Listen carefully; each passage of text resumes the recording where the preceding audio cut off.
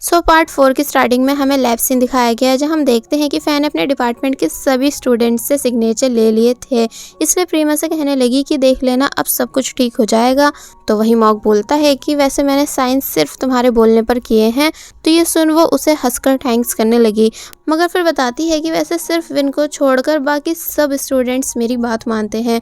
और फिर पूछने लगी कि तुमने साइन क्यों नहीं किए। तो तब विन कहता है कि वैसे तुम कुछ ज़्यादा ही जल्दी बदल नहीं गई, यानी कल तक तुम नॉन स्टॉप ये स्पीच दे रही थी कि प्रेमा को हॉट गर्ल बनना ही चाहिए, मगर अब जब तुम जो चाहती थी वो हो चुका है, इसलिए प्रेमा को लिस्ट से हटा रही हो।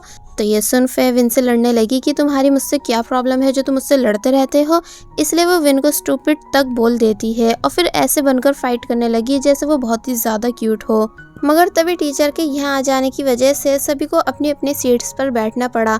बॉयज़ कहते हैं कि वैसे विन और फे साथ में कितने क्यूट दिख रहे थे, है ना, साथ ही दोनों फेमस भी हैं। तो तब मॉक चिढ़ गया कि तुम मेरे सामने ऐसी बातें मत बोला करो क्योंकि मैं फे को पसंद करता हूँ। टीचर्स ने रूल्स बताए कि कोई भी यहाँ कुछ नहीं खाएगा, साथ ही ड्रेस के बटन भी बंद होने चाहिए, गर्ल्स के हेयर टाई होने चाहिए। तो ये सुन फैज सब लड़कों को अपनी तरफ अट्रैक्ट करने लगी, यानी वो जिस स्टाइल से अपने हेयर टाई कर रही थी। तो तब मॉक उसे देखता ही रह गया, इसलिए उसकी फ़ोटो क्लिक कर लेता है।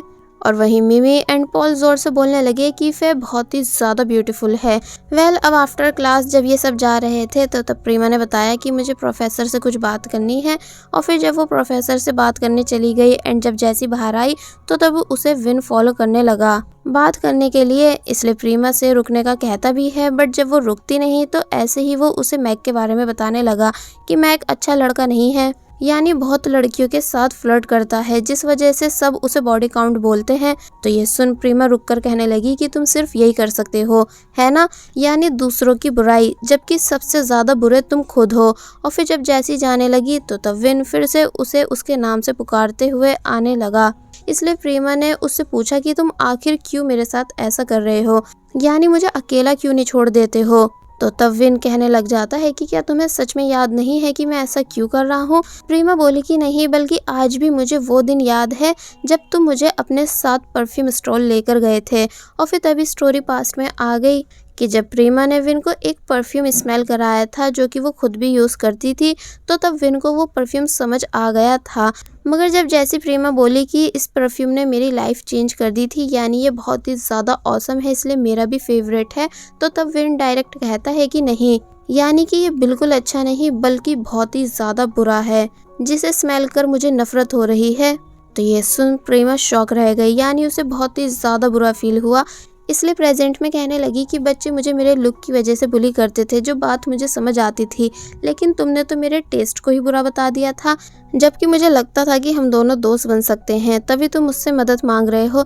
लेकिन उस दिन के बाद तुम मुझे ना ही कभी दिखे और ना ही तुमने कभी मेरी हेल्प की जब जब लड़के मुझे बुली किया करते थे, यानी कि जब बुलीज वॉशरूम में मुझे बंद करके चले जाते थे तो तब घुटन की वजह से मैं बेहोश हो जाती थी, एंड जब उठती थी तो तब मैं मेडिकल रूम में होती थी। विन ये सब बातें सुन चुप खड़ा रह गया कि प्रेमा अभी तक विन को कितना गलत समझती आई है, इसलिए बताने लगा कि ऐसा नहीं है, बल्कि जब उस दिन मैंने ये बोला था कि मुझको ये परफ्यूम बिल्कुल भी पसंद नहीं, तो ऐसा मैंने इसलिए कहा था क्योंकि जो पर्सन इस परफ्यूम को लगाती थी उनसे मुझे नफरत थी।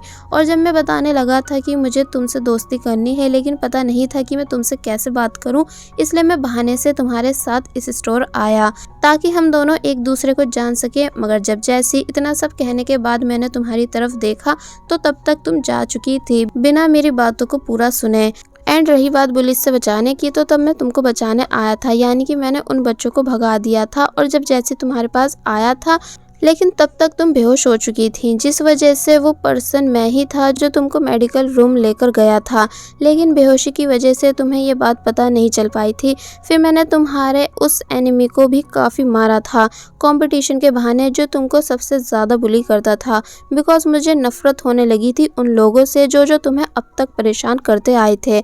एंड मैं दोबारा कोशिश करता तुमसे दोस्ती करने की, लेकिन तभी मुझे आवाज़ें आई कि तुम स्कूल छोड़कर जा रही हो, एंड सभी बच्चे तुम्हें तब भी बुली कर रहे थे, यानी कि तुमने स्कूल ट्रांसफ़र करा लिया था, जिस वजह से मैं दोबारा तुमसे कभी नहीं मिल पाया, ना ही सॉरी बोल पाया एंड ना ही तुम्हें अपना दोस्त बना पाया।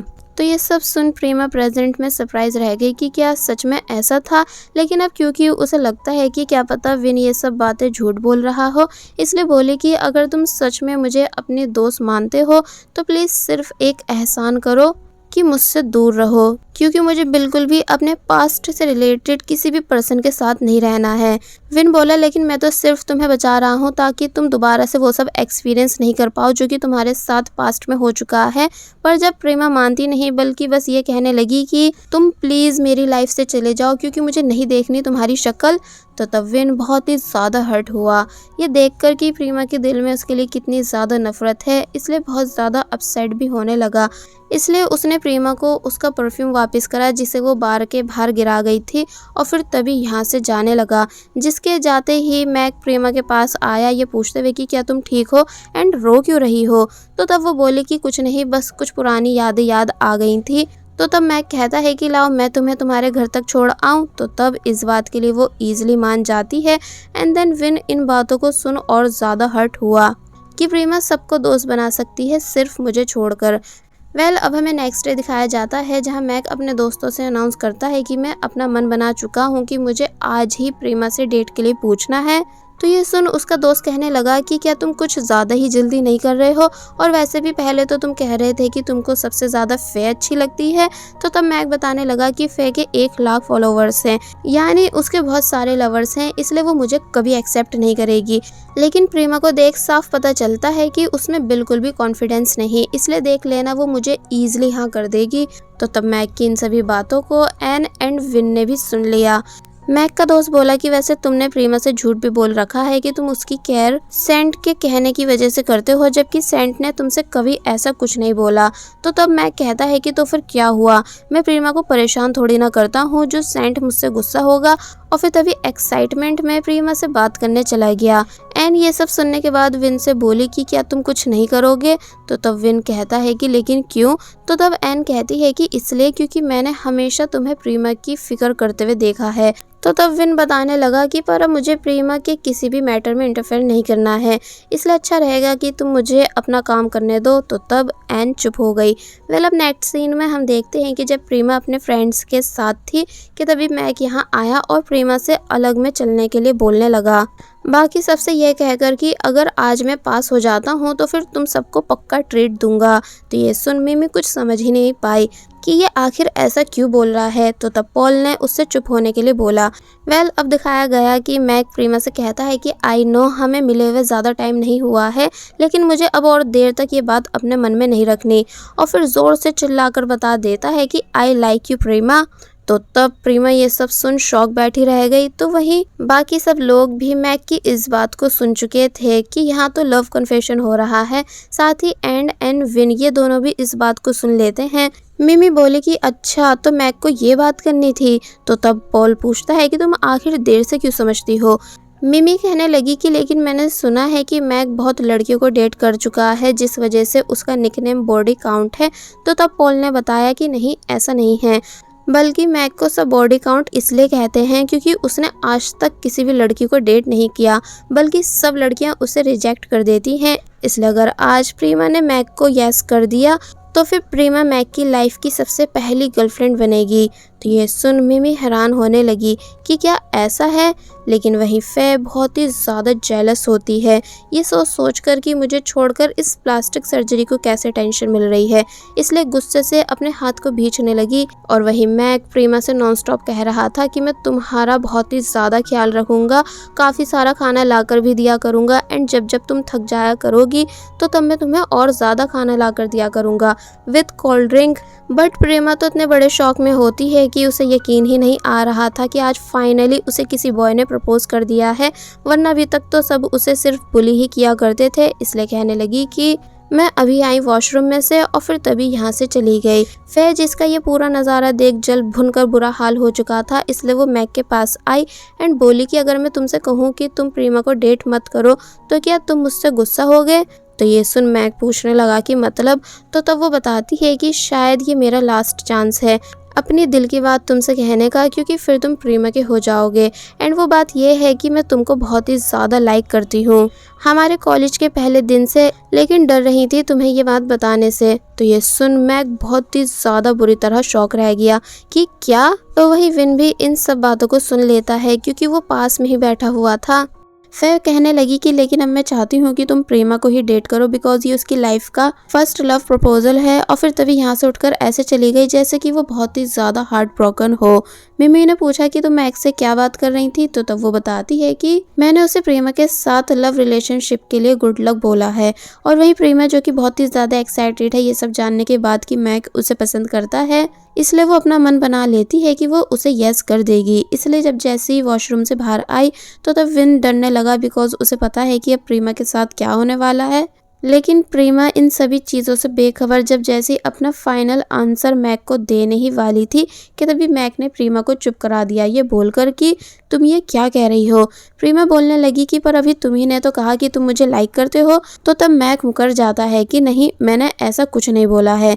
प्रेमा हैरानी से मैक को देखने लगी तो वही मैक कहता है कि मैं तो सिर्फ अपनी परफॉर्मेंस की प्रैक्टिस कर रहा था तुम्हारे साथ, क्योंकि मुझे एक एक्ट्रेस की ज़रूरत है, वरना मुझे क्या ज़रूरत पड़ी है कि मैं तुम्हें प्रपोज करूं। कभी देखा भी है तुमने खुद को मिरर में। तो ये सुन प्रेमा की आंखों में आंसू आ गए, बिकॉज उसकी सभी के सामने इंसल्ट हो चुकी थी। मैक पूछता है कि क्या तुम रो रही हो, चलो तो फिर मैं तुमको ऑडिशन में पास कर देता हूँ। तो वहीं विन को प्रेमा के लिए काफ़ी बुरा फील होने लगा। मैक कहता है कि तुम्हें इतना ईजी नहीं होना चाहिए जो तुम इतनी जल्दी मुझसे इम्प्रेस हो गई एंड यस कहने वाली थी। और वैसे भी मेरे अलावा और भी कई सारे बॉयज़ हैं कॉलेज में, इसलिए अपसेट मत हो और बाकी सब में से किसी को अपना बॉयफ्रेंड बना लेना। तो ये सब सुन प्रेमा उठकर जाने लगी कि तभी फिर चिल्लाकर बोली कि तुम ऐसा कैसा कर सकते हो।